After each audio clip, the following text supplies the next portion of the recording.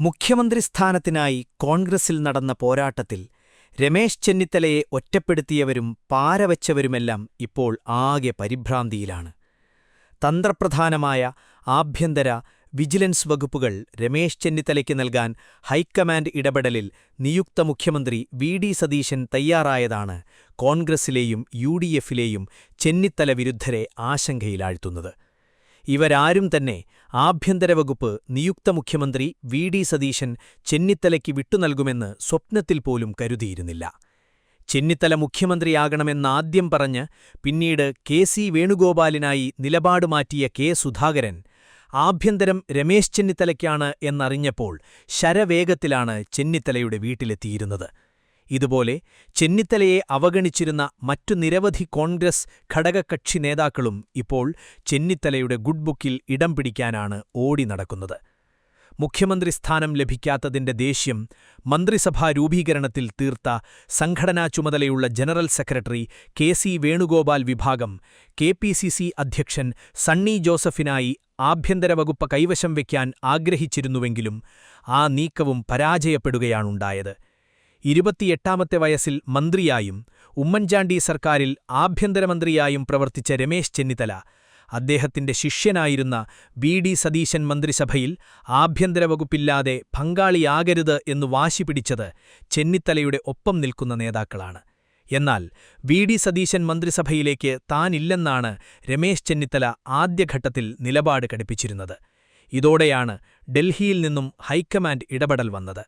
മുതിർന്ന നേതാവായ രമേശ് ചെന്നിത്തലയെ മുഖ്യമന്ത്രി പദത്തിലേക്ക് പരിഗണിക്കാൻ കഴിയാത്തതിൽ വിഷമമുള്ള സോണിയാഗാന്ധിയും രാഹുൽ ഗാന്ധിയും വകുപ്പ് വിഭജനത്തിൽ ചെന്നിത്തലയുടെ താൽപ്പര്യമാണ് ആദ്യം പരിഗണിക്കേണ്ടത് എന്ന കർശന നിർദ്ദേശമാണ് സംഘടനാ ചുമതലയുള്ള ജനറൽ സെക്രട്ടറി കെ.സി. വേണുഗോപാലിനും നിയുക്ത മുഖ്യമന്ത്രി വി.ഡി. സതീശനും നൽകിയിരുന്നത്. ഇതോടെയാണ് വി.ഡി. സതീശനും കെ.സി. വേണുഗോപാലും ചെന്നിത്തലയുടെ വീട്ടിലെത്തി അദ്ദേഹത്തിനാണ് ആഭ്യന്തരവകുപ്പ് എന്ന് അറിയിച്ചിരുന്നത്. ഈ പ്രഖ്യാപനമാണ് യു.ഡി.എഫിലെ ചെന്നിത്തല വിരുദ്ധരെ ഞെട്ടിച്ചിരിക്കുന്നത്. പോലീസ് ഭരണവും വിജിലൻസ് ഭരണവും കൈവശമുള്ള മന്ത്രിയെ മന്ത്രിസഭയിലെ മറ്റു മന്ത്രിമാരും ഇനി ഭയക്കേണ്ടതായി വരും. ഇതുവരെ കണ്ട രമേശ് ചെന്നിത്തലയെ അല്ല ഇനി കേരളം കാണാൻ പോകുന്നത് എന്നതും വ്യക്തമാണ്. സംസ്ഥാന പോലീസിൽ അടിമുടി അഴിച്ചുപണിയാണ് ഇനി വരാൻ പോകുന്നത്. പി. ശശിയുടെ അടിമകളെപ്പോലെ ജോലി ചെയ്ത IPS ഉദ്യോഗസ്ഥരുൾപ്പെടെയുള്ള മുഴുവൻ ഉദ്യോഗസ്ഥർക്കും സ്ഥാനചലനം ഉറപ്പാണ്. പി. ശശിക്കുവേണ്ടി പോലീസ് ആസ്ഥാനത്തിരുന്ന് സംസ്ഥാന പോലീസിനെ നിയന്ത്രിച്ചിരുന്ന ADGP S. ശ്രീജിത്തും ക്രമസമാധാന ചുമതലയുള്ള ADGP H. വെങ്കിടേഷും തുടങ്ങി CPM-നും പൊളിറ്റിക്കൽ സെക്രട്ടറിക്കും വേണ്ടപ്പെട്ട മുഴുവൻ IPS ഓഫീസർമാർക്കും ആദ്യഘട്ടത്തിൽ തന്നെ സ്ഥാനചലനം ഉറപ്പാണ്.